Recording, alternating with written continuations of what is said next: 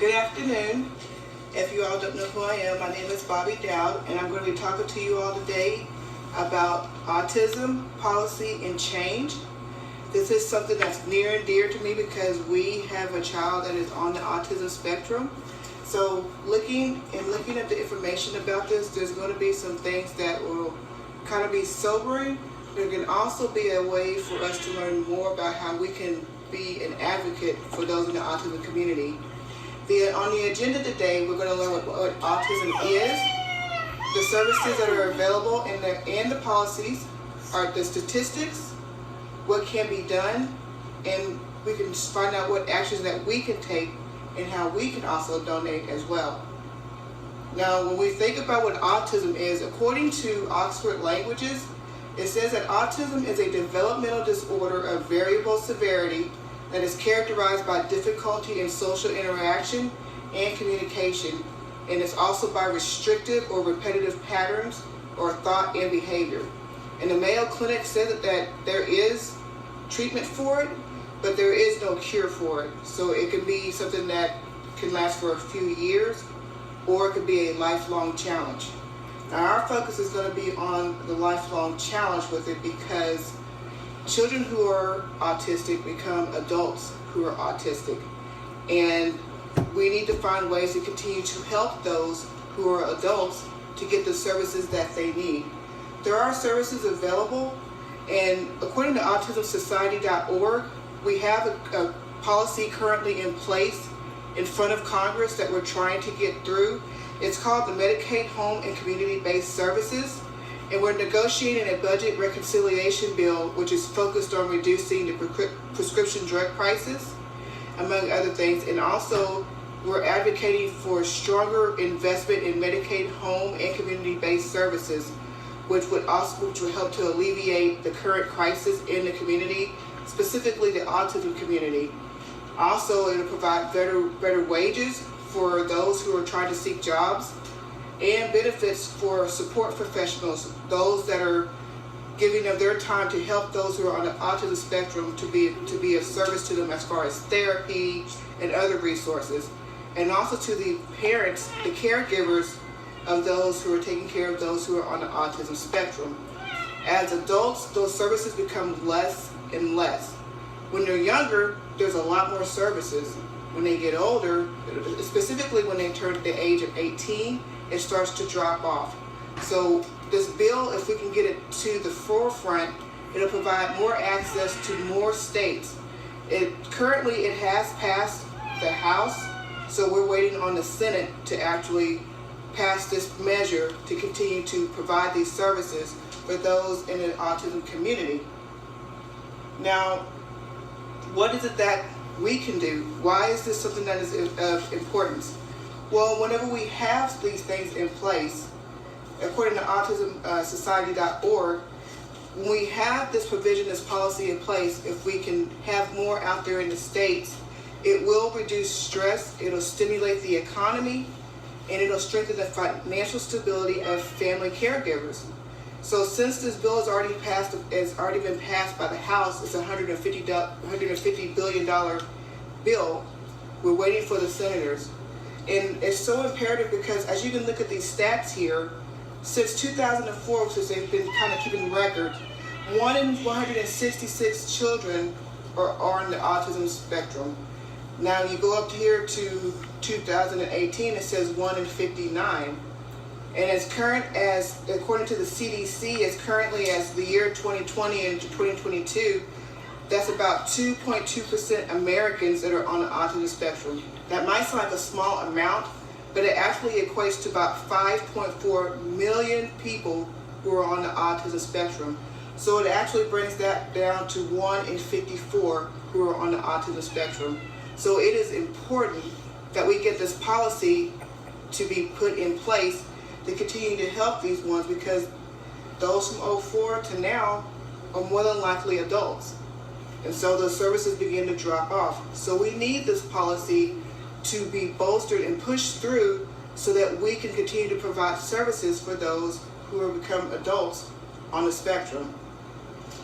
Not only will it help them to be able to live in society as a community, It can help them also to be able to find work. The reason why this is important is because of the statistics that I found. It's very sobering about how they're able to function as adults. According to Cross River Therapy, only around 15% of autistic adults are fully employed. Only around 25% of autistic adults in general are fully employed.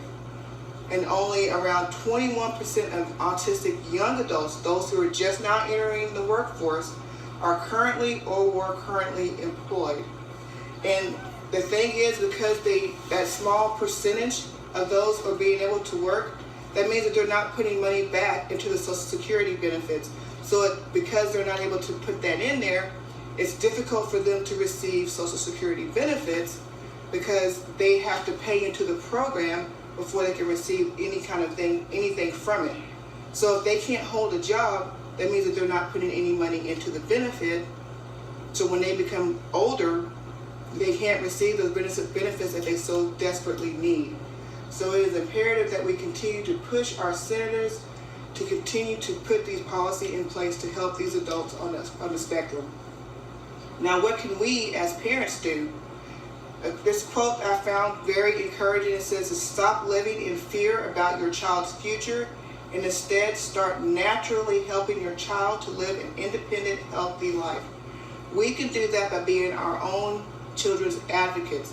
We want to seek out these places such as autismsociety.org and look at the resources that we have locally to help us to be able to help them to become independent as much as they possibly can.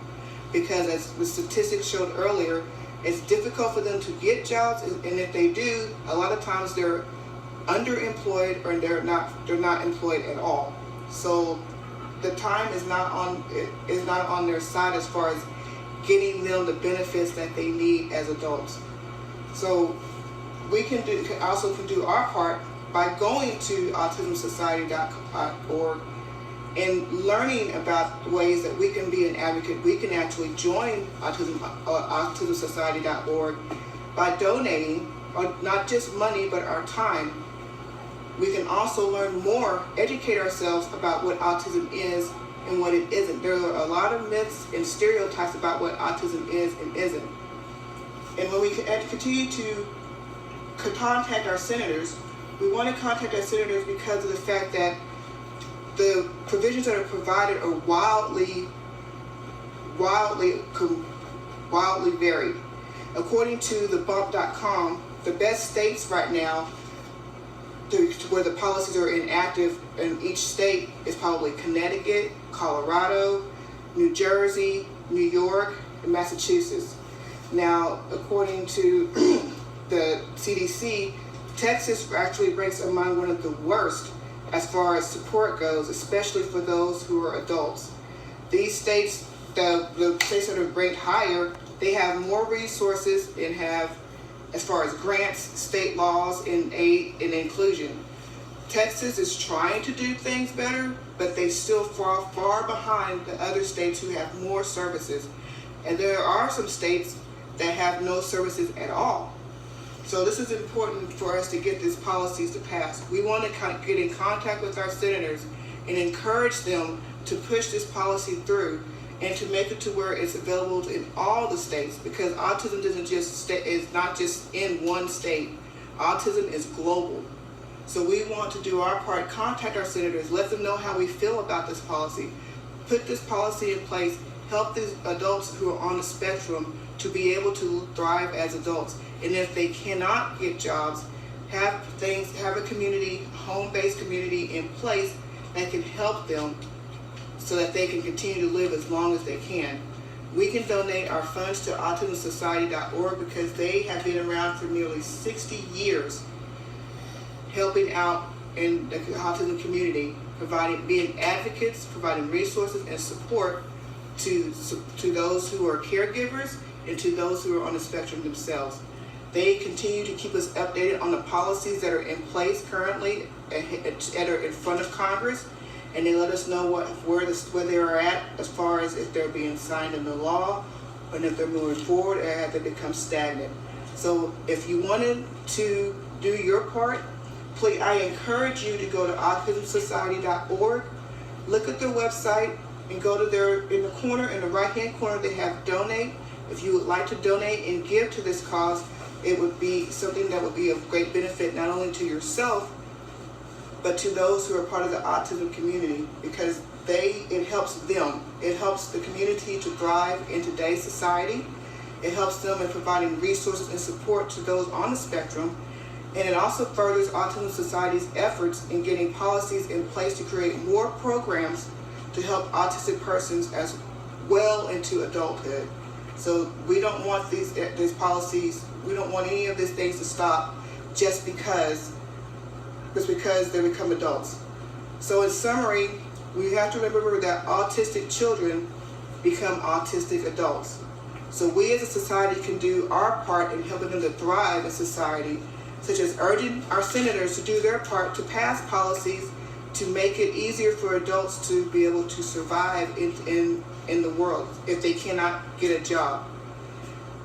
And also we can donate our time and our funds to be able to such places as autismsociety.org that continues to create better resources and support those who are on the spectrum, and to take care of them for the rest of their lives. So I hope that you all take the opportunity to go to autismsociety.org and to be an advocate today. Thank you.